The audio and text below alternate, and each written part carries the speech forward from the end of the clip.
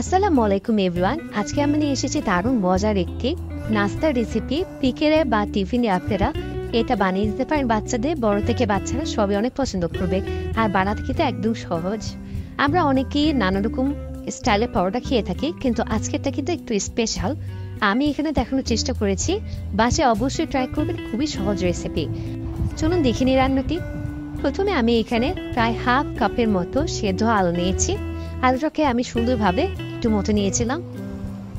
এরপর আমি এখানে প্রায় 2 টেবিল চামচের মতো ধনে পাতা কুচি আর পুদিনা পাতা কুচি একসাথে নিয়েছি 2 টেবিল চামচের মতো, আর সাথে নিয়েছি কাঁচামরিচ কুচি।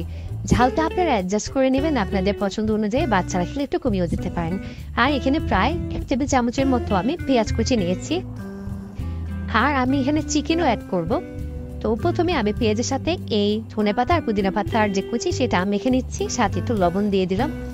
লবণ দিয়ে আমি ভালো মতো এটাকে একটু মেখে আলুটাকেও মেখে নেব একবারে। এবারে দিলাম একটু গোলমরিচের গুঁড়া হাফ চা চামচের মতো, এতে করে ফ্লেভারটা কিন্তু খুব বেশি ভালো আসবে। এরপর আমি এখানে 1 চা চামচের মতো ম্যাগি মশলা ইউজ করেছি। এটা কিন্তু দিলে টেস্টটা আরো বেশি বেড়ে যায়, আপনারা চেষ্টা করবেন এটা দেওয়ার। তারপর আমি এটাকে খুব সুন্দরভাবে মেখে নিচ্ছি, আর আলুটাকেও সাথে সুন্দর করে মেখে নেব। মোট কথা একটা আলু ভর্তার মতো আমি বানিয়ে নিলাম।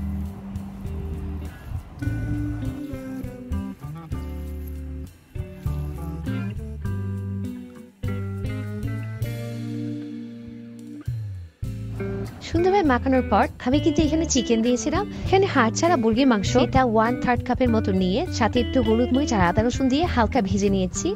এটাকে আমি আলুর সাথে রেখে দিলাম। চিকেন আর আলুর মিশ্রণে তৈরি করবো এই পরোটাটি।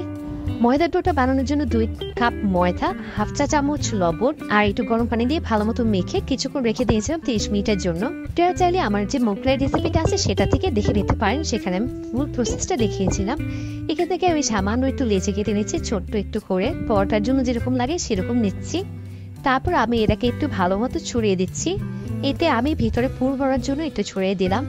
আপনি একটা প্লেটের সাহায্যে এটা করতে পারেন, প্লেটের উপর রেখে একটু হালকা হালকা করে চেপে ছড়িয়ে দিলাম।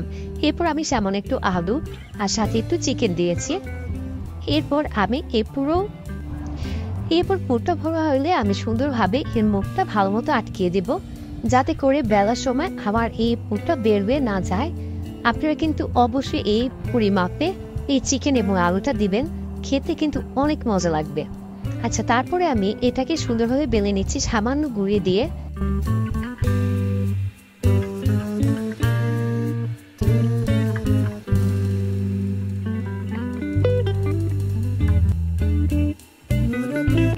সুন্দর করে আমি একটি পরোটা শেপ দিয়ে নিচ্ছি। খুব বেশি মোটা কিন্তু করা যাবে না, তাহলে খেতে একদমই ভালো লাগবে না, আবার একেবারে পাতলাও দরকার নেই। এরপর আমি একটি প্যান গরম করে প্রথমে আমি পরোটাটা দিয়ে দিলাম, দিয়ে আমি প্রায় একটুখানি রেখে দেবো যাতে হালকা একটু হয়। এই যে একটু উল্টে দেখাচ্ছি কিরকম হবে, এই যে এরকম কিন্তু একটু হয়ে এসেছে। তো এরপরে আমি এখানে তেল এড করব, আপনারা চাইলে বাটার বা ঘি দিতে পারেন।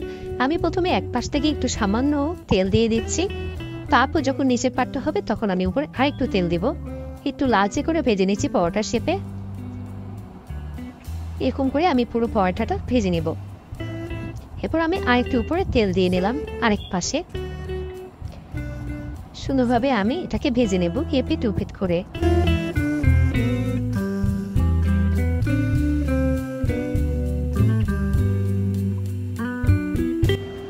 এই দেখুন, আমার কিন্তু সুন্দর একটি কালার চলে এসেছে, আর আমার কিন্তু ভাজতে গিয়ে কোনো রকম চিকেন বা আলু বের হয়ে যায়নি। সো এই জিনিসটা খেয়াল রাখবেন। এরপর ভাজা হয়ে গেলে আমি একে একে পরোটাগুলো নামিয়ে টিস্যুর উপর রেখে দেব। খুবই ঝটপট কিন্তু বানানো যায় এই নাস্তাটি। বিকেলের নাস্তা বা টিফিনে বাচ্চাদের আপনি এটা দিয়ে দিতে পারেন। খুবই সুন্দর একটি ফ্লেভার আসছিল পুদিনা পাতায়, ধনে পাতায়, আর ভেতরে একদম ভরপুর চিকেন আর আলুর যে পুরটা, সেটা কিন্তু অসম্ভব মজা লেগেছে। আমি একটু ছিঁড়ে দেখাচ্ছি কতটা সফট হয়েছে পরোটাটা, আর ভিতরে কিন্তু একেবারে পুরে ভরা। দেখুন কতটা মজার লাগছে। বাসায় কিন্তু অবশ্যই ট্রাই করবেন এটা বানাতে, আর বানিয়ে আমাদের কমেন্ট সেকশনে শেয়ার করবেন। ধন্যবাদ সবাইকে।